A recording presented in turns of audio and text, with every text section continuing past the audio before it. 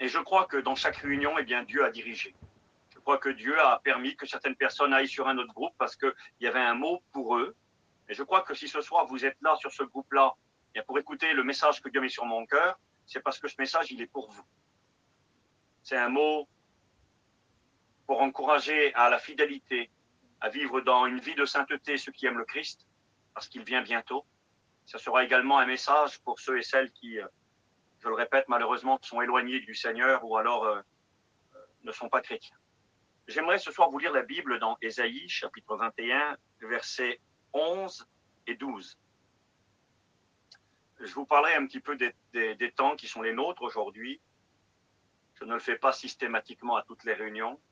La Bible est un grand pain et chaque chapitre est une tranche, chaque verset une bouchée, et il y a de nombreux sujets dans l'Écriture. On peut parler de bien des sujets. Ce soir, j'ai envie de vous parler. Je ne vous cache pas, je vous dis la vérité avec mon cœur.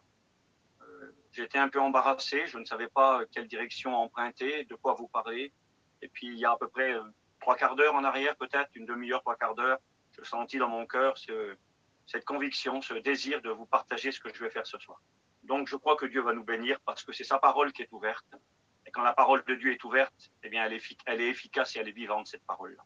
Il est écrit « Oracle sur Douma, on me crie de Séhir ». Je pourrais vous parler de ça, mais ça me demanderait du temps et ça ne sera pas nécessaire, donc je m'arrêterai sur ce qui suit après.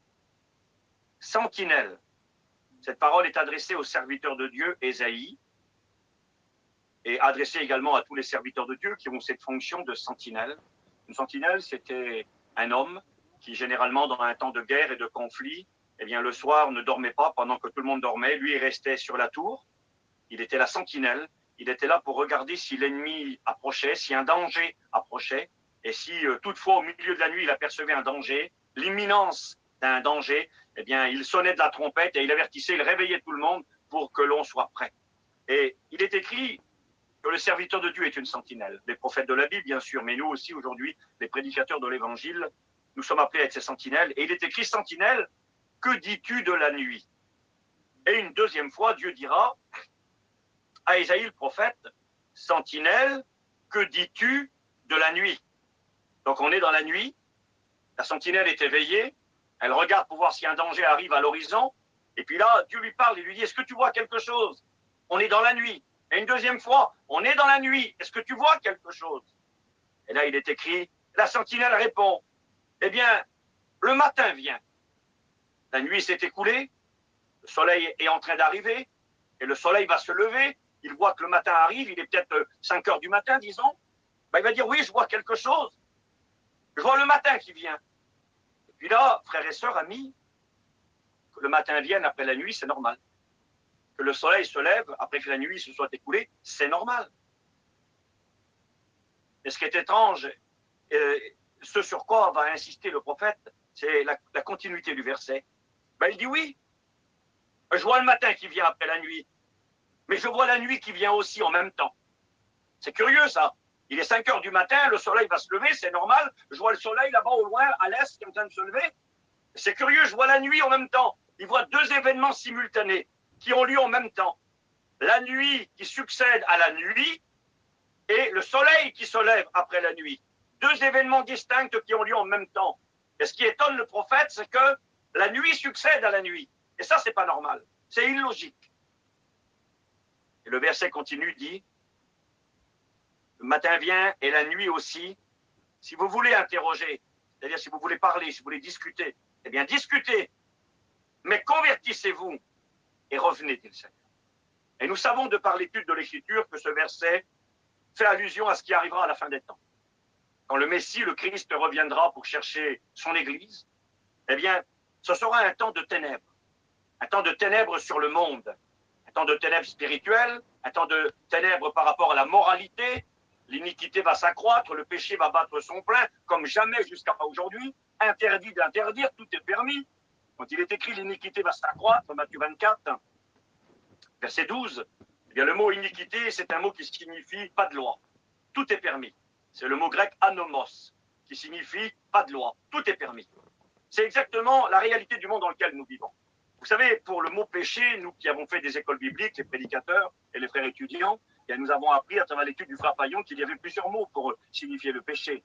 Il y avait armatia, il y avait le mot cathare, louper le but, armatia, faux état d'esprit, on a appris ça aux études. Et donc, le Seigneur Jésus aurait pu utiliser de nombreux mots différents et dire, voilà, le péché, le mal, je ne sais pas, il aurait pu avoir des mots particuliers. Et il a pris le mot utilisé dans le texte grec, c'est le mot interdit d'interdire, tout sera plus aucune borne, plus aucune limite. La parole de Dieu, on la balance, on n'en veut plus, plus de moralité chrétienne, on fait ce qu'on en veut, un temps de ténèbres dans la moralité, d'immoralité comme jamais jusqu'à ce jour. Et nous sommes dans ce temps-là. Un temps où la nuit est là. La nuit est là à cause de la révolte contre Dieu, du rejet du Christ, à cause de l'immoralité qui bat son plein, à cause de cette pandémie, de cette épidémie qui frappe le monde et puis qui fait peur, qui paralyse les pays, qui paralyse l'économie, qui met le monde à genoux. Et à cause de tout cela, eh bien, il y a vraiment cette atmosphère ténébreuse. Vous avez vu, la nuit, ce n'est pas quelque chose de beau. On ne sait pas où on va quand il fait noir. Et aujourd'hui, le monde dans lequel nous vivons, on ne sait pas où on va.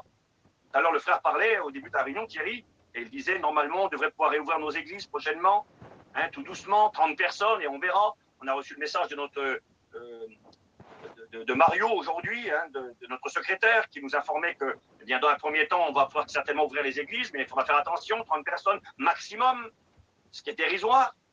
Et on voit qu'on avance progressivement, mais on ne sait pas où on va. Aussi bien, dans 15 jours, on nous dit, écoutez, reconfinement total, on rebloque tout le monde. Et de toute façon, c'est à ceux à quoi on s'attend. On s'attend qu'après les fêtes, eh bien, on essaie de relancer un petit peu l'économie, ouvrir un petit peu les magasins, et on s'attend à ce que, après les fêtes, éventuellement, ça puisse réarriver. Mais non, on ne sait pas ce qui arrivera, mais néanmoins, un temps d'incertitude. Dans la nuit, on ne sait pas où on va, on ne sait pas où on met les pieds, et aujourd'hui, on ne sait pas où on va. Il y a un malaise dans le monde qui est énorme. Et donc, nous sommes dans ce temps de ténèbres, dans cette nuit. Et pour nous qui sommes chrétiens, eh bien, nous attendons le soleil. Nous attendons que la lumière se lève. C'est écrit comme ça dans la parole de Dieu. Vous connaissez certainement ces versets que je vais vous lire maintenant. Il est écrit dans Malachie, chapitre 4, verset 1er, « Car voici le jour vient, ardent comme une fournaise. » Et là, c'est la nuit après la nuit, pour ceux qui resteront. « Tous les hautains et tous les méchants, les orgueilleux, les prétentieux qui refusent l'amour de Dieu. » Le méchant, j'aime le dire, le méchant n'est pas forcément celui qui tue les gens, celui qui fait les 400 coups, qui a du sang sur ses mains, qui est cruel. Non, pas forcément. Lui, c'est un méchant, évidemment. Le méchant, selon la parole de Dieu, celui qui rejette le Christ, celui qui ne veut pas de l'amour du Seigneur, celui qui méprise le don gratuit de Dieu. Dieu a tellement aimé le monde qu'il a donné son Fils unique, afin que quiconque croit en lui ne périsse point, mais qu'il ait la vie éternelle. Et toi, tu ne veux pas de cet amour. Hébreux 10 nous dira, verset 25, de quel pire châtiment sera jugé digne celui qui aura marché sur le Fils de Dieu, qui aura considéré son sang comme sans valeur. Et il y a des gens pour qui le sacrifice de Jésus, ça ne sert à rien, ça ne veut rien dire, ça n'a pas de valeur, on n'en veut pas, on est indifférent, on le méprise, on le rejette. Alors on est un méchant. Car voici le jour vient, ardent comme une fournaise, où tous les hautains et tous les méchants seront comme du chaume, comme de la paille. Le jour qui vient les embrasera, dit l'Éternel des armées. Il ne laissera ni rameau ni racine, une destruction. Mais, verset 2, Malachie 4, 2, pour vous qui craignez son nom, écoutez bien, pour vous qui craignez son nom, se lèvera le soleil de la justice, et la guérison sera sous ses ailes, vous sortirez et vous bondirez comme les veaux d'une étable. La Bible déclare, mais pour vous qui craignez son nom, c'est le soleil qui va se lever. Vous voyez, le soleil qui se lève après la nuit. Notre espoir, notre espérance. Et il y a d'autres versets. Je les ai notés. Voilà ici, Matthieu 22, verset 16. Le Christ se présente et il se présente de cette manière. Il dira, je suis l'étoile brillante du matin. Que c'est beau. L'étoile qui brille le matin. Une étoile est un soleil.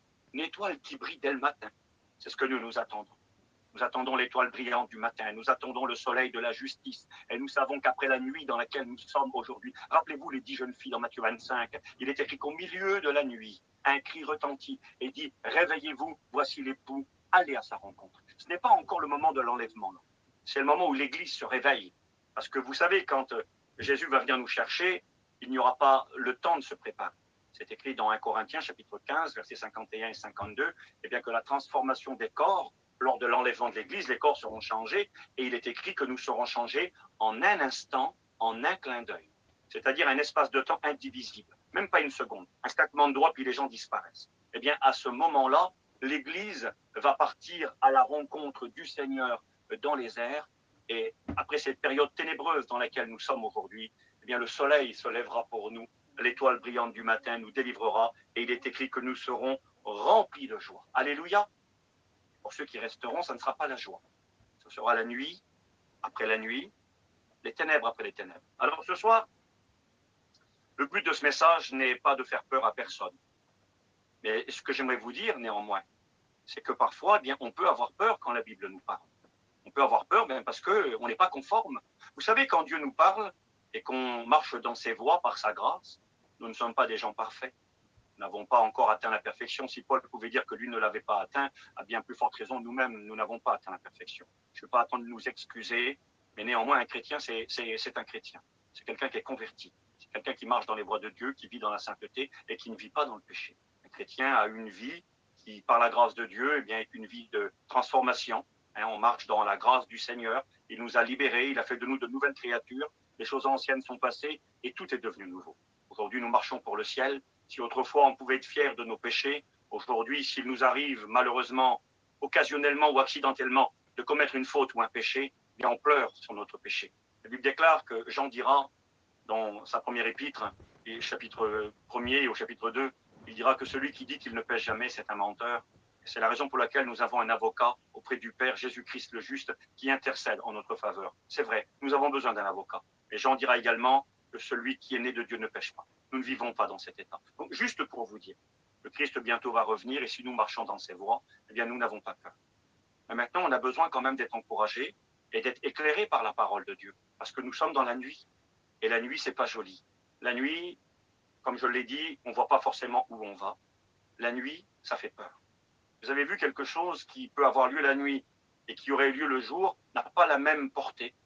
Quelqu'un qui crie dans la journée, c'est commun, on vit sur des places, on dit du monde, les enfants crient, ça fait du bruit, ça fait même pas, ça fait rien, on ne fait même pas cas. Mais en pleine nuit, un cri qui retentit, on est terrorisé. Vous le savez que c'est vrai. Aujourd'hui, on vit dans ce temps de ténèbres dans la nuit. Et donc, je vous disais, la parabole des 10 jeunes filles, mais au milieu de la nuit, il y a une voix qui retentit. C'est pas encore la voix de l'enlèvement. Parce que quand la voix d'enlèvement, la voix d'un archange et le son de la trompette de Dieu retentira pour que l'Église parte vers le Seigneur, selon 1 Thessaloniciens, chapitre 4, versets 15 à 17, eh bien, il n'y aura pas le temps de se préparer. Tandis qu'il est écrit que quand la voix retentit au milieu de la nuit, dans Matthieu 25, pour les 10 jeunes filles, il est écrit que les 10 jeunes filles se réveillent. Elles dialoguent ensemble. Il y a 5 folles et 5 sages, elles discutent. Les sages finissent les derniers préparatifs, et les folles, elles, eh bien, elles vont chercher, elles vont essayer de trouver une solution. Et quand elles reviennent, dit l'Écriture, eh bien, les sages qui ont fini les derniers préparatifs sont entrés dans la salle des noces, la porte a été fermée, et quand elles arrivent, les folles, il est trop tard. Elles tapent à la porte, elles disent on veut rentrer. Ça, ce sont tous les gens, hommes et femmes, qui connaissent la Bible, la parole de Dieu, qui savent que Jésus revient et qui malheureusement font n'importe quoi, qui vivent n'importe comment, qui ne sont pas conscients, qui n'ont pas de vie avec Dieu, qui n'ont pas d'intimité. Vous savez, les 10 jeunes filles, elles étaient ensemble, elles se ressemblaient, elles attendaient le même événement. Elles attendaient le mariage. Elles voulaient se réjouir. Elles savaient que l'époux allait venir. Elles voulaient entrer dans la salle des noces. Elles avaient mis des habits. Extérieurement, elles se ressemblaient toutes. Et la grande différence a été quelque chose qui ne se voyait pas à l'œil nu. C'était qu'à l'intérieur des lampes et surtout à l'intérieur des petites fioles d'huile, eh bien, il y avait des sages qui avaient mis de l'huile à l'intérieur de leurs lampes et dans les fioles, et tandis que les folles n'en avaient pas. Eh bien, cette petite quantité d'huile représente la vie de Dieu, la vie de l'esprit, cette intimité, cette communion que l'on a avec Dieu. Et je crois que l'on peut être un religieux et avoir une bonne doctrine, avoir une bonne compréhension et ne pas avoir cette vie de Dieu. Et si ce soir, cette vie de Dieu, tu ne l'as pas, eh bien, il n'est pas trop tard, tu peux encore l'avoir. Il est encore temps de se réveiller, de se ressaisir. La voix retentit au milieu de la nuit, les derniers préparatifs. Vous savez ce que je crois dans mon cœur, et cela depuis maintenant quelque temps. Je crois que nous sommes dans cette phase de préparation. Je crois que, à travers ce qui s'est passé depuis déjà quelques années, mais depuis cette épidémie qui est venue depuis le début d'année un petit peu et beaucoup même bouleverser notre mode de vie, dans tous les domaines, hein, nos missions, nos conventions, nos retraites, nos voyages, nos églises. On est percuté de plein fouet par cette réalité, comme le monde entier l'est. Eh bien, ça a été, je crois, aussi comme un moyen pour réveiller le monde. Alors, je ne dis pas que Dieu est derrière cette épidémie et toutes ces choses, bien au contraire. Notre ancien Barlow, lui, a pris position. Il dit que le diable est derrière ça. C'est fort, fort possible. Hein, des chrétiens sont morts et puis les églises fermées, l'œuvre de Dieu qui a été ralentie considérablement. Pas arrêtée, mais ralentie considérablement. Mais néanmoins, je crois que, vous savez, Dieu est le maître de tout. Combien même le diable est derrière cette affaire, le diable, c'est pas le patron. Le diable fait pas ce qu'il veut. C'est Dieu le grand patron. La Bible nous enseigne que quand le diable creuse une fosse pour nous faire tomber à l'intérieur, c'est lui à la fin qui tombe dedans. Il est écrit que quand il prend une épée pour nous faire du mal, cette épée se plante contre lui. Tout ce que le diable a essayé de faire contre les enfants de Dieu, c'est tout le temps tourné contre lui parce que Dieu a le dernier mot et c'est Dieu le patron. Et ça, nous le savons. Eh bien, cette épidémie a été comme un grand coup de frein. Hein, comme ce cri au milieu de la nuit, réveillez-vous. Et ça a été un moyen de se ressaisir pour beaucoup de personnes. Il y a beaucoup de gens qui étaient comme endormis, qui étaient inconscients, qui croyaient que ça aurait duré tout le temps comme ça. Acheter, boire, se marier, marier les enfants. Vous avez vu, aujourd'hui, il n'y a plus de mariage. On ne peut même plus faire un mariage. Les petits se marient, là, pas de mariage. Tout est compliqué. Acheter un véhicule, pas possible. La vie marche au ralenti. Et pourtant, on était à fond dans ce système. Le monde entier, et l'Église aussi. Acheter, vendre, construire, bâtir, planter, se marier, marier les enfants. Et puis la société de consommation et l'économie et la prospérité. Et ça a été comme un gros coup de frein. On s'est retrouvé du jour au lendemain sans pouvoir aller travailler, du jour au lendemain bloqué dans des terrains, dans des maisons. Certains avaient une grande peur, étaient terrorisés. On ne voulait plus voir le voisin, plus voir sa famille, plus voir les parents. Certains fermaient les portes dans les portails des terrains. Ils ne voulaient même pas que les gens viennent les voir vers eux. Une terreur a saisi le monde. Ça a été un grand coup de frein. Et beaucoup, eh bien, dans ce temps-là, se sont approchés de Dieu. On a écouté de multiples témoignages, des chrétiens, des chrétiennes, même des prédicateurs. Un ami à moi me disait, tu sais Steve, il dit avant le confinement, je faisais des réunions tous les jours, je prêchais 7 fois par semaine. Il est aumônier de prison, il est pasteur d'église, et puis il était à fond dans l'œuvre de Dieu. Et il me disait, j'étais très actif pour Dieu. Il disait, depuis le confinement, je fais presque plus de réunions, mais j'ai jamais été aussi près de Dieu. Et je crois que quelque part, ça avait été un bienfait dans un premier temps, ce confinement. Après, quand il s'est prolongé, il est devenu négatif. Et aujourd'hui, bien, c'est complètement différent. Mais le coup de frein a été mis quand même. Et ça a été ce cri au milieu de la nuit, réveillez-vous. Et j'aimerais vous dire, frères et sœurs, eh bien, qu'il est vraiment temps de se réveiller. C'est les derniers préparatifs. Bientôt, sentinelle, que vois-tu de la nuit? Bientôt, le soleil arrive. Va se lever le soleil. C'est pas pour tout le monde. Hein. Nous l'avons lu tout à l'heure, ensemble, dans Malachie 4, verset 2. Mais pour vous, et tu mets ton nom si tu es un chrétien, tu mets ton nom si tu es une chrétienne, tu mets ton nom si ce soir tu décides de donner ta vie au Christ ou de revenir vers lui. Mais pour vous qui craignez son nom, voyez, le chrétien, il craint le Seigneur, il a cette bonne crainte respectueuse dans son cœur, comme le brigand sur la croix, comme Noé qui, divinement averti des choses qu'on ne voyait pas encore, et saisi d'une crainte respectueuse, a construit un bateau, exactement comme Dieu le lui avait dit, à travers lequel il a condamné le monde, il a été sauvé lui seul, avec sa petite famille, 8 personnes de sauvées sur des milliards d'individus à l'époque. Et pour vous qui craignez son nom, le soleil de la justice va se lever. Oui, il sera juste, le Seigneur. La Bible l'appelle le juste juge. Il ne condamnera pas tout le monde ensemble. La Bible déclare qu'il y aura un tri entre brebis et bouc. Un tri entre brebis et bouc. Excusez-moi, bibliquement parlant, c'est le langage de l'Écriture. C'est le langage du Christ. Ce que la Bible appelle les boucs, ce sont ceux qui ne veulent pas de Dieu. Ceux qui resteront et qui connaîtront les jugements et la colère de Dieu. Ce que le Seigneur appelle les brebis, nous le savons évidemment. Nous sommes son peuple, le troupeau de son pâturage. Jésus est le berger. Et les brebis, ce sont les chrétiens et les chrétiennes qui s'efforcent de vivre pour le Seigneur, qui aiment Jésus, qui ont compris que dans ce temps de ténèbres, avec le grand coup de frein à main qui a été donné, semblable à un cri qui dit « Réveillez-vous », eh bien Dieu a voulu et a permis à travers ces choses-là réveiller le monde et réveiller le monde chrétien. J'ai écouté des prophéties comme vous les avez écoutées, j'ai écouté des témoignages de personnes qui sont mortes cliniquement et qui sont revenues à la vie. Je pense à des prédicateurs de notre mission. Je pense à Sylvain, qui était mort cliniquement, piqué par une abeille là-bas à Paris, qui est revenu à la vie. Je pense à plusieurs personnes, un homme qui s'appelle Emmanuel Polyménie. Emmanuel Polyménie, c'est un chrétien. Il travaillait un jour sur un chantier avec un tractopelle et il était en train d'arracher des branches et puis des arbres. Et puis tout à coup, eh bien, il ne le voyait pas. Il a roulé sur un tronc d'arbre, l'arbre s'est levé et dans l'intérieur du tronc d'arbre, il y avait un nid de frelons. Le nid de frelons est tombé à l'intérieur de la cabine de l'engin qu'il conduisait et il a été piqué par 36, 38 frelons, et puis il est mort. On l'a amené à l'hôpital et il est mort. Cet homme qui était mort et que la vie s'est arrêtée pour lui, il est allé dans le ciel. Et puis il était bien, il était heureux. Il ne voulait pas revenir sur la terre. Et le Seigneur lui a dit, il faut que tu retournes sur la terre. Parce que j'ai un message pour l'Église. Regarde, pas pour l'Église, si aussi pour l'Église. Un message. Et le Seigneur lui avait dit à lui de nous dire à nous. Ça fait de ça maintenant quelques années. Et pareil, ça a été un peu le même message pour Sylvain. Ça a été le même message pour de nombreuses personnes qui sont mortes et revenues à la vie. Je pense au petit frère, là, un petit chrétien de notre mission sur Rouen, je crois, il y a 2 ans en arrière. Là. Pareil, en train de brancher un fil de terre sur sa petite camping de cuisine. Et puis pendant qu'il branche son petit fil, là, Zinda, il prend un coup de courant, il est électrocuté. On essaie de le sortir, mais c'est trop tard. Il est mort, les pompiers arrivent et c'est fini. Il est mort. La famille, elle crie vers Dieu et on prie le Seigneur. Et le Dieu qui est tout-puissant, le Dieu qui ressuscite les morts et qui est le même hier, aujourd'hui, éternellement, va bénir ce petit garçon. Le petit garçon va revenir à la vie. Et je l'ai vu rendre témoignage. Je l'ai écouté de mes oreilles, comme certainement plusieurs d'entre nous l'ont écouté. Et ce garçon, pareil, donnait le même message. Et à chaque fois, c'est des gens qui reviennent à la vie. C'est terrible, frères et sœurs, parce que nous sommes en train de vivre aujourd'hui une prière que nous trouvons dans la Bible. Nous la trouvons dans l'évangile de Luc, au chapitre 16. C'est la prière de cet homme qui est dans le lieu de tourment. Cet homme qu'on appelle l'homme riche. Il n'est pas dans le lieu de tourment parce qu'il est riche. Il est dans le lieu de tourment parce que c'est un contestataire. Il dit non à Dieu. Il n'est pas d'accord avec Dieu. Même dans le lieu de tourment, sa mentalité ne change pas.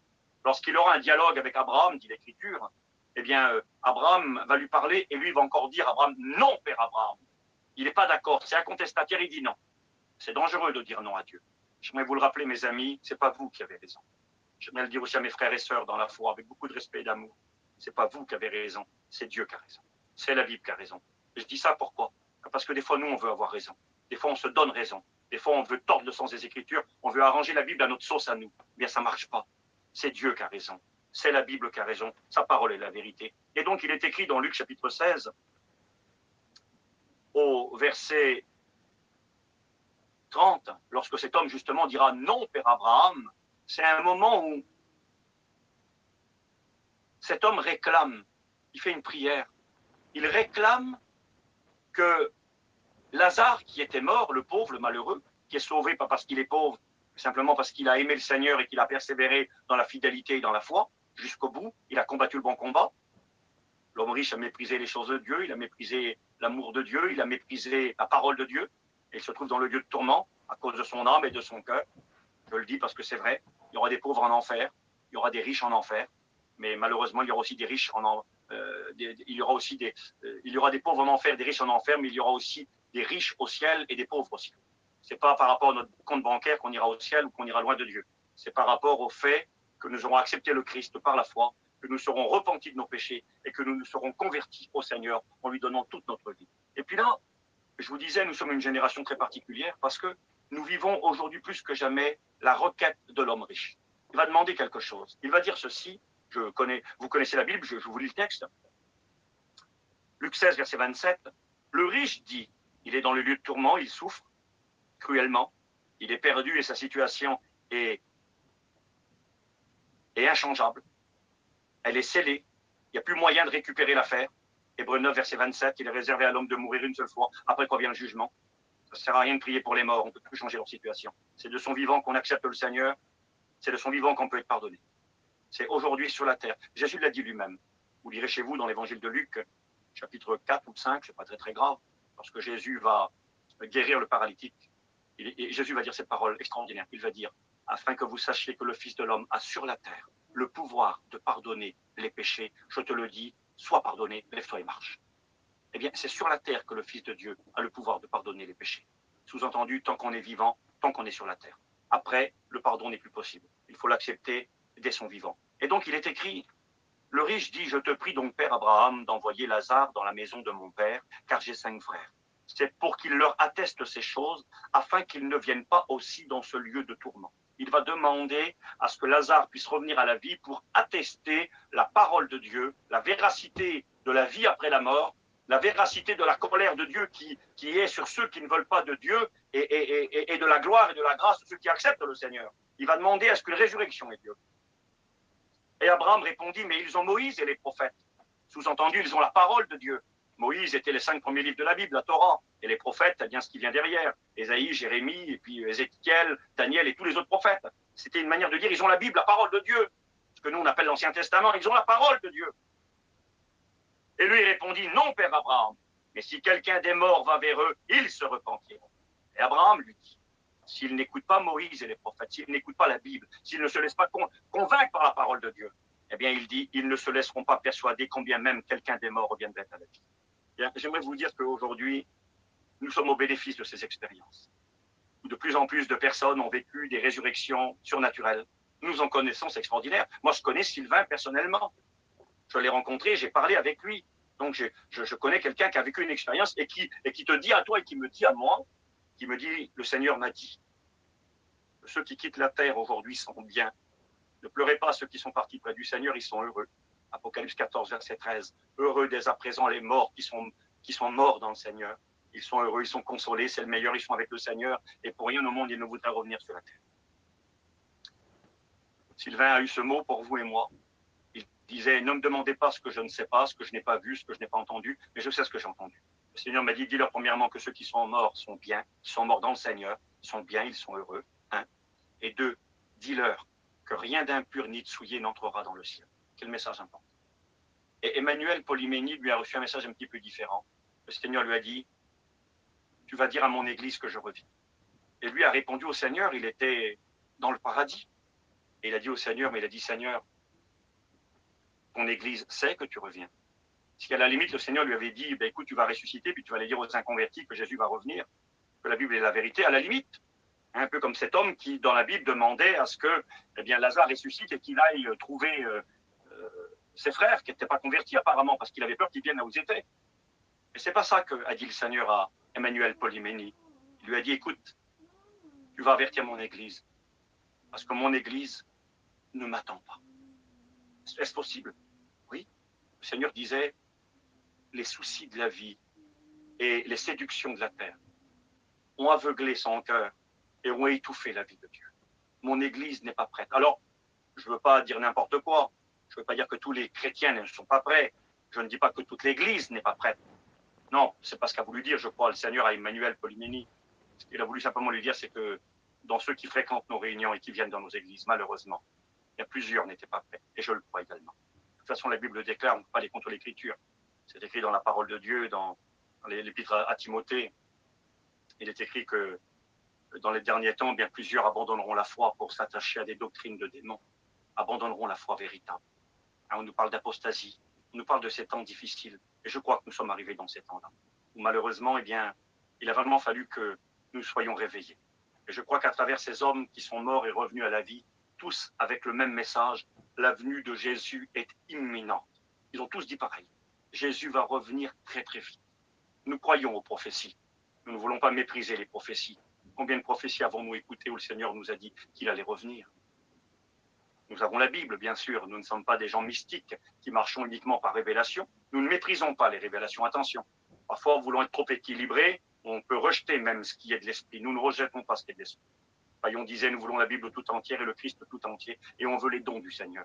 On veut les dons de Dieu, on veut les dons de Jésus, on veut les dons du Saint-Esprit. Et le Saint-Esprit donne les dons spirituels. Nous y croyons. Nous sommes sages. Un don spirituel n'ira pas au-dessus de la Bible. Un don spirituel, pour qu'il soit valable, faut qu'il soit en accord avec la Bible. Mais la Bible et les dons spirituels nous crient depuis maintenant bien longtemps qu'il arrive. Nous savons qu'il vient. Maintenant, des morts ressuscitent, reviennent de l'au-delà. Comme cette prière qu'avait fait cet homme avec le même message, la venue du Christ est imminente. Je crois, frères et sœurs, que le Seigneur voudrait vraiment nous ressaisir. Et encore là, un deuxième confinement, il est beaucoup moins difficile que le premier. Vous savez que c'est vrai. On a moins peur, on a compris que le virus, bon, il faut faire attention, évidemment, il peut être dangereux pour certaines personnes, mais c'est quand même moins dangereux que ce que l'on croyait au départ. Au départ, on ne savait pas où on allait, on ne connaissait rien de tout ça. Puis moi, je me rends compte qu'aujourd'hui, la plupart, bien le matin, font leurs affaires. On fait un petit papier, on va au magasin, on va faire une bricole, on va travailler. Et puis, c'est beaucoup moins difficile que ça l'a eu été lors du premier confinement. Et je me rends compte également qu'on est moins proche de Dieu que lors du premier confinement. Lors du premier confinement, il y a eu de multiples jeûnes et prières qui ont été faits, des jeûnes nationaux, des jeûnes qui ont duré 2 jours, 3 jours. Et puis les gens étaient là dans cette communion de Dieu, comme un réveil, comme un renouveau. On redécouvrait l'amour de Dieu, on redécouvrait la communion, la vie de Dieu. Et je crois que le Seigneur aujourd'hui veut vraiment nous aider à ouvrir nos yeux, Nous vivons des temps qui ne sont pas des temps agréables, c'est vrai. Nous sommes dans la nuit comme nous ne l'avons jamais été. Dans tous les domaines, je l'ai dit, dans la moralité, dans l'iniquité, dans les fausses doctrines. Satan est à l'œuvre avec ses démons. On sent l'oppression, on sent le combat spirituel pour oppresser l'Église, pour décourager, pour écraser. On sent toute cette réalité, cette mauvaise ambiance qui essaie de nous faire peur et nous faire mal. Eh bien, j'aimerais vous inviter ce soir, pour vous qui êtes chrétiens et chrétiennes, à prendre courage, parce que c'est vrai. Le soleil va se lever dans pas longtemps. L'étoile brillante du matin, elle arrive. En réalité, je ne voudrais pas être compliqué avec vous. Je ne vous ai pas dit ce que je devais vous dire. J'avais préparé plein de notes. Elles sont là à côté de moi. Là, j'ai plein de notes. Je comptais vous dire autre chose, mais je ne le ferai pas ce soir. Je crois que vous avez compris ce mot de Dieu. Je ne veux pas bâcler la réunion, non, que Dieu me garde de cela. Je le fais avec tout mon cœur, avec beaucoup de sérieux. T'es un peu troublé, ma sœur, ou beaucoup troublé, mon frère. C'est un peu normal. Nous vivons des temps troublés. Des temps qui peuvent nous faire peur. On écoute parler de plein de choses à la télévision, choses qui vont arriver, qui vont peut-être arriver, pas arriver. Si avec la télé, on a des messages aussi par le biais des téléphones, on reçoit des messages Internet qui viennent de partout. Des fois, on n'arrive pas à faire le tri, à faire la part des choses. Ce que je sais, moi, c'est que même si certains messages peuvent être exagérés, si certaines informations ne sont pas toujours fondées, ce que je sais, c'est qu'on vit une vilaine époque. Et de toute façon, il ne faut pas s'attendre à autre chose, parce que c'est ce que la Bible nous enseigne. Jésus nous a enseigné que quand il reviendrait pour nous chercher, ce seraient des temps difficiles. Paul l'a dit, de Timothée 3, verset 1er, sache que dans les derniers jours viendront des temps difficiles, très très difficiles. Et les temps sont là. Ils sont difficiles. Ils correspondent exactement à ce que la Bible avait dit. Je crois qu'il y a eu un gros coup de frein, je me répète, dans le monde entier depuis le début de cette épidémie.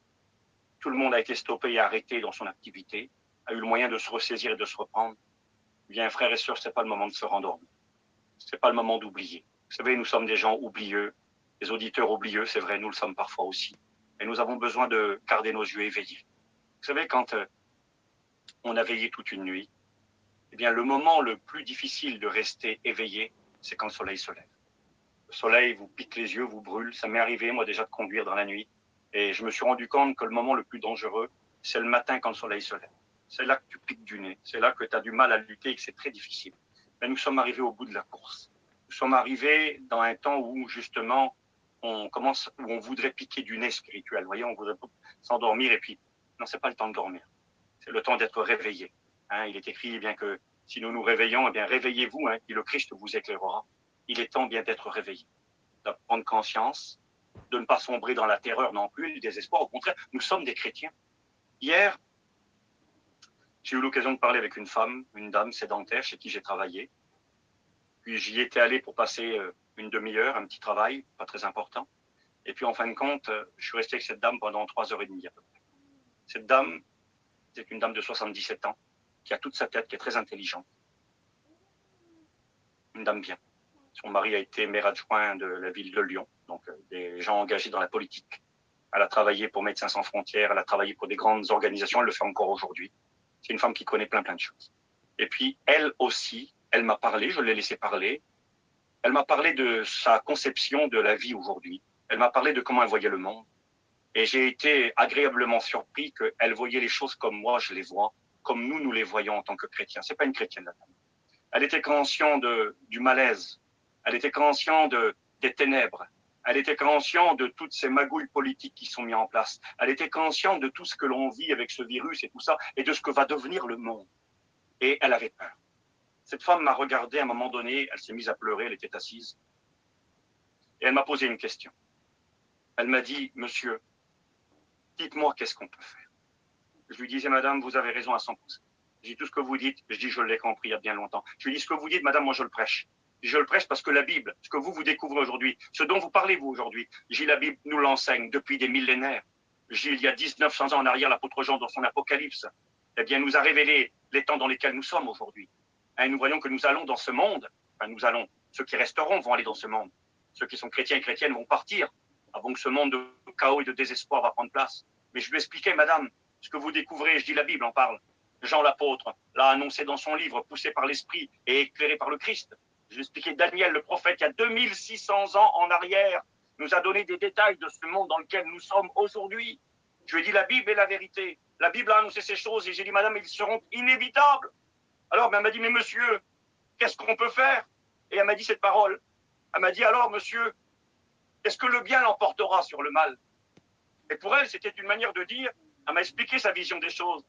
Elle me disait, il faut avertir le monde, il faut envoyer des messages, il faut parler, il faut éclairer ceux qui nous entourent, de ce qui se passe, de tout ce qui prend place autour de nous, de ce monde vilain dans lequel nous allons. Et puis, amener les gens dans la rue à se révolter contre les autorités, à prendre position. Une femme bien, une femme intégrée, pas une déséquilibrée, pas une folle. Quelqu'un d'intelligent, quelqu'un de bien dans la société, quelqu'un qui côtoie des grandes personnalités. Elle m'a donné des noms. Elle m'a parlé des centaines de médecins qu'elle côtoie. Elle m'a dit, monsieur, je suis en relation avec les États-Unis, avec l'Amérique. J'ai des gens que je connais là-bas. On travaille, on veut avorter, fermer. Et elle croit que la solution, ça va être de descendre dans les rues et d'essayer de réveiller le monde sur la réalité de ce qui prend place aujourd'hui. Elle m'a parlé du gouvernement mondial. Elle m'a parlé de la mondialisation. Elle m'a parlé de ce qui arrive bientôt. Je lui ai dit, madame, ce que vous dites est vrai et authentique. Et je lui ai dit, madame, c'est pas dans la rue que ça va se régler. C'est pas avec des gens qui vont se révolter que ça va se régler. Et je lui ai dit, madame, oui, le bien triomphera sur le mal. Et je lui ai dit, vous savez quelle est ma conviction, moi, comment tout va s'arranger? Mais je lui ai dit, madame, le Christ sera la solution. Je lui ai dit, ce Jésus qui est venu sur la terre il y a 2000 ans, bientôt va revenir. Je lui ai dit, j'ai rencontré Jésus, je sais qui il est vivant. Il a touché mon cœur, il a changé ma vie. Il m'a convaincu dans mon âme. Et Jésus a promis, je vais citer la Bible, 319 versets dans le Nouveau Testament, 1 sur 25 annonce qu'il va revenir. 1510 ou 520 dans l'Ancien, il va revenir. Je lui dis, oui, madame, le bien triomphera sur le mal. La lumière va se lever dans les ténèbres, dans la personne de Jésus. Je lui ai dit, Jésus revient. C'est lui l'espoir. C'est lui qui bientôt va apporter la solution. Il va prendre les chrétiens, il va les enlever. Ça va être le soleil qui se lève, l'étoile brillante du matin pour ceux qui auront eu l'intelligence de faire la paix avec le Christ. Ce sera le chaos pour ceux qui resteront. Un chaos provisoire, mais un chaos tout de même, un chaos terrible. Avec beaucoup de misère, de souffrance, des morts en grand nombre. Un monde qui deviendra une grande prison, un grand cauchemar. Ça vous fait peur? Eh bien, il faut que ça vous fasse peur parce que c'est ce qui va arriver bientôt si vous restez sur cette terre. Ça devrait vous amener normalement à réfléchir. Vous savez, quand le Seigneur nous ouvre les yeux et qu'il nous montre la réalité des choses. J'ai lu hier dans la Bible, je vais finir, dans le livre de Jérémie, chapitre 36, hier ou avant-hier. J'ai relu attentivement ce chapitre. L'histoire a lieu à un moment donné où la colère de Dieu va fondre contre le peuple d'Israël à l'époque de Jérémie. Le peuple d'Israël a tourné le dos à Dieu avec son roi, vit n'importe comment. Et là, Dieu veut épargner son peuple. Alors Dieu va dire au prophète Jérémie, il va l'animer par le Saint-Esprit, il va lui demander d'écrire un livre. Mais je vous lis la Bible et je vais finir. Jérémie 36, verset 2. Le Seigneur parla à Jérémie et il lui dit, prends un livre. Ce livre, nous l'avons, c'est la Bible. Tu y écriras toutes les paroles que je t'ai dites sur Israël, sur Juda et sur toutes les nations du monde. Une parole pour le monde entier, sur toutes les nations. Quand la maison de Juda entendra tout le mal qui va arriver, peut-être reviendront-ils chacun de leur mauvaise voie. Alors, dit le Seigneur, je pardonnerai leur iniquité et je pardonnerai leur péché. On voit que Dieu dit à son serviteur, tu vas écrire un livre, tu vas annoncer tout ce qui va arriver, toutes les calamités, toutes les misères, toutes les souffrances qui vont arriver au peuple s'ils demeurent dans leur état, et on voit la volonté de Dieu. Quand ils entendront le mal que j'ai projeté de leur faire, peut-être reviendront-ils chacun de leur mauvaise voie, et alors moi je les pardonnerai. On voit que Dieu avertit avant d'accomplir la sentence, en espérant que le peuple se repente, et si le peuple se repent, Dieu dit, je vais leur faire grâce. C'est marqué encore verset 7. Peut-être l'Éternel écoutera-t-il leurs supplications et reviendront-ils chacun de leur mauvaise voie, car grande est la colère et la fureur de l'Éternel contre ce peuple. On voyait qu'un temps de colère allait venir, un temps de jugement allait venir, et Dieu ne voulait pas ce temps-là pour son peuple. Il voulait qu'il se repente, qu'il prenne des décisions, qu'il revienne à la raison. Et il semblerait que dans un premier temps, ça a marché. Il est écrit qu'il va aller dans la maison de Dieu, la maison de l'Éternel. Et puis, vous pourriez dire, c'est l'étudiant, si vous voulez. Le copain de Jérémie s'appelle Baruch. C'est lui qui va aller, puis qui va lire la parole de Dieu dans la réunion, dans la maison de Dieu. C'est marqué ceci, verset 15. Ils dirent à Baruch, assieds-toi et lis-nous le livre. On veut écouter ce que Dieu a dit dans sa parole par Jérémie. Comme nous, ce qu'on fait dans nos réunions, on lit la Bible. Puis il a lu. C'est marqué comme ça. Lorsqu'ils eurent entendu toutes les paroles de Jérémie, parole de Dieu, la Bible, il parlait de la colère de Dieu qui allait venir sur la révolte du peuple de Dieu à l'époque et du monde, des nations. Lorsqu'ils eurent entendu toutes ces paroles, ils se regardèrent avec effroi. C'est ce que ça veut dire, effroi? Ça vient du mot effrayé. Ça veut dire avec peur, avec terreur. Ils ont eu peur. Ils ont eu peur de ce qui allait arriver. Ils se regardèrent avec effroi les uns aux autres et ils dirent à Baruch, nous allons rapporter ces paroles au roi. C'est trop important ce que tu dis, il faut qu'on aille avertir le roi. Là, ils vont voir le roi. Puis la chose recommence, ils lisent la parole de Dieu au roi. Ce que moi je fais ce soir, je vous lis la Bible. Je vous annonce que le matin vient, mais que la nuit vient après la nuit. Et le conseil de Dieu, c'est arrêtez de parler. Si vous voulez interroger, ça veut dire arrêtez de parler. Convertissez-vous. Dit le texte de l'Écriture, nous l'avons lu. Ce que Dieu désire, c'est qu'il y ait des vraies conversions, des changements de direction. Et puis, ils vont arriver chez le roi. Et là, regardez ce que dit la Bible. Le roi était assis dans sa maison. Verset 22. C'était l'hiver. Il était devant un feu en train de se chauffer. Lorsque un homme qui était là, il s'appelait Yehudi, a commencé à lire 3 ou 4 feuilles. La parole de Dieu, il a lu comme nous on vous lit la Bible. Lorsqu'il eut lu 3 ou 4 feuilles, le roi prit la parole de Dieu. Ce que Jérémie avait dit, écoutez bien, le roi coupa le livre avec un canif, un couteau. Et la parole de Dieu, il l'a coupé. La parole qui avait annoncé les jugements. Ça ne lui a pas fait peur à lui. C'est marqué comme ça. Il prit la parole de Dieu, il la coupa avec un canif, il la jeta dans le feu, et jusqu'à ce qu'il fût entièrement brûlé. Et le roi et tous ses serviteurs qui entendirent ces paroles ne furent point effrayés et ne déchirèrent point leurs vêtements. C'est ce que Dieu avait voulu faire pourtant. Dieu voulait que le roi s'humilie, que le peuple s'humilie pour leur faire grâce et les pardonner, pour que la colère ne s'abatte pas sur eux. Mais ils ont méprisé la parole de Dieu. Ils l'ont coupé, la parole de Dieu, ils l'ont jetée dans le feu. Vous savez, malheureusement, c'est ce que font bien des personnes aujourd'hui. Devant la parole de Dieu, alors des fois on a peur, mais on ne change pas. Ça ne sert à rien d'avoir peur si tu ne changes pas. La peur doit t'amener à la conversion. La sainte crainte respectueuse doit t'amener à l'obéissance. Comme pour Noé. Il est écrit qu'à l'époque, on a brûlé la Bible et on n'était pas content de ce que disait Jérémie. Jérémie annonçait des jugements, il annonçait des choses vilaines qui allaient arriver. Et tellement que ça déplaisait, la Bible déclare qu'on a voulu tuer Jérémie. C'est écrit comme ça dans la Bible. Regardez, le roi donna l'ordre à son fils, Seraya. Il lui dit, saisis Baruch, le secrétaire, et Jérémie, le prophète. Saisis-les, mets-les en prison, fais-leur du mal. C'est marqué comme ça. Mais l'Éternel cacha ses serviteurs. J'aimerais vous dire qu'aujourd'hui, le monde ne nous aime pas. Le monde n'aime pas l'Église, n'aime pas les vrais prédicateurs, les vrais chrétiens que nous sommes par la grâce de Dieu. On n'est pas des champions, c'est la grâce qui a fait de nous ce que nous sommes. Le monde n'aime pas la vérité, n'aime pas un pasteur qui prêche l'évangile, qui dénonce le péché, qui appelle à la repentance et à la conversion, qui annonce que Dieu bientôt va punir le monde, va demander des comptes et que la colère de Dieu va s'abattre sur l'humanité. On n'aime pas ça. On nous considère comme des malades, comme des débiles, des dangereux. La Bible enseigne que le monde nous hait, mais Jésus nous aime. Et que bientôt il va nous cacher. C'est écrit, l'Éternel les cachera, j'aime bien. C'est ce qui va arriver à l'Église bientôt, le Seigneur va nous cacher. Nous prendre avec lui, il va nous amener dans son ciel, pendant que dans le ciel il y aura la joie. C'est écrit dans Apocalypse 12. Réjouissez-vous, cieux, et vous qui habitez les cieux. Apocalypse 12, verset 11, je crois. Réjouissez-vous, cieux, et vous qui habitez les cieux. Verset 12. Mais malheur à la terre et à la mer, parce que Satan va descendre vers vous animé d'une grande colère, sachant qu'il a peu de temps. Et puis là, nous voyons que quand Satan vient vers le monde et que l'Église est passée en sécurité, qu'elle se réjouit dans le ciel, eh bien, il met un homme en place. Il met en place un homme qui dirige le monde, un gouvernement mondial. Ce qu'elle me disait la dame hier. La dame m'a dit, monsieur, est-ce que le bien triomphera sur le mal? Dans sa vision, je l'ai dit, hein, elle veut se confier avec sa vision humaine dans les hommes, espérant que l'homme se sauvera par lui-même. Le salut de l'homme n'arrivera jamais par l'homme.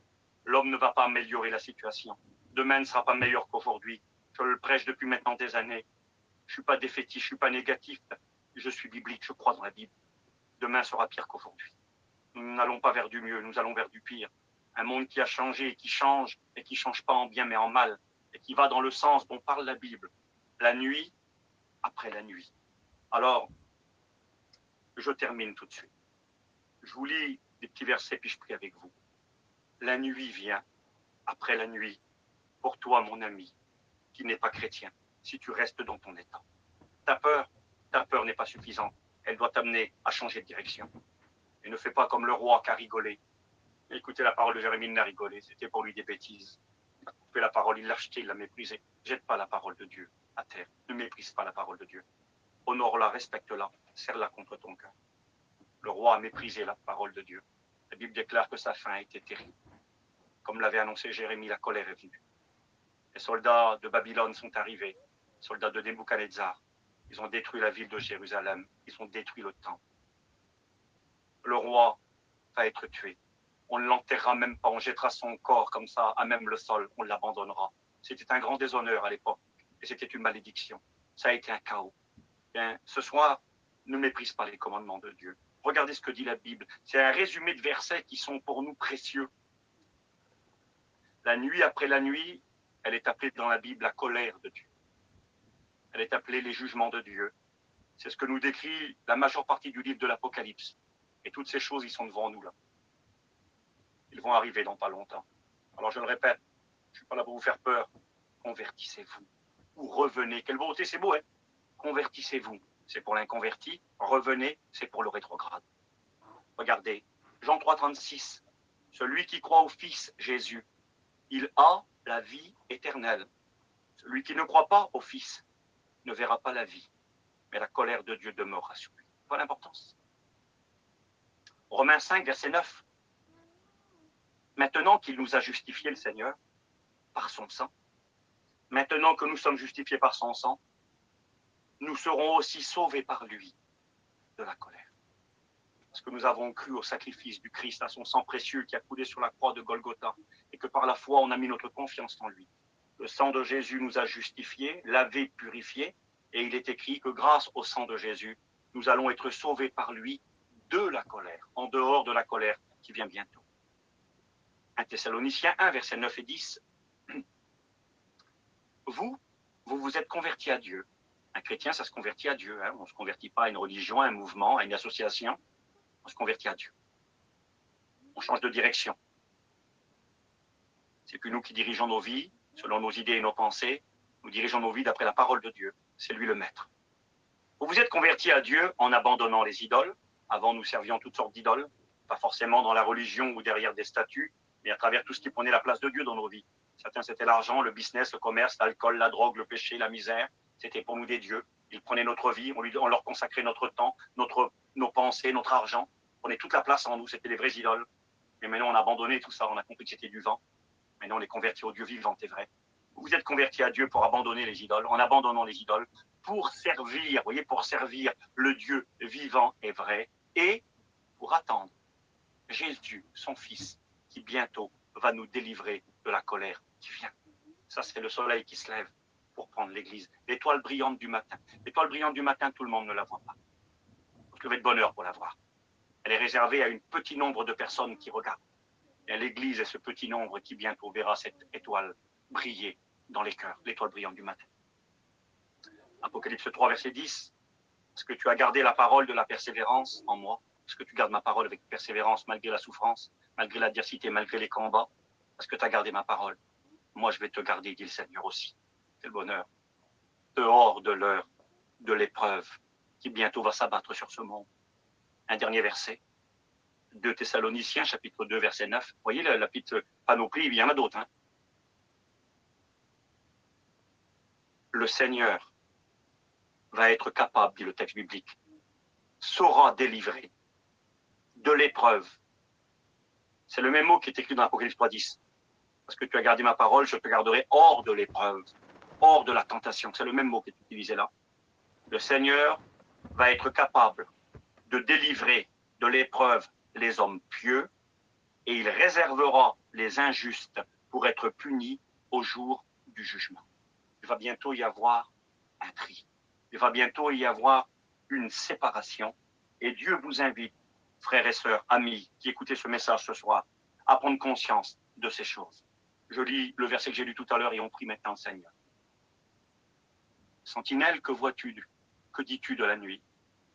Le matin arrive. Béni soit Dieu. Le matin vient, mon frère.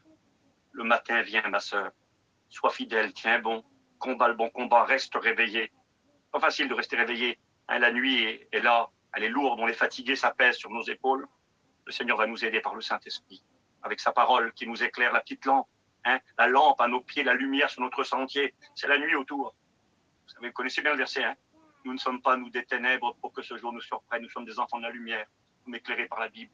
Alors éclairés par la parole, nous savons où nous en sommes. Nous savons qu'il vient. Nous levons notre tête et nous prenons courage.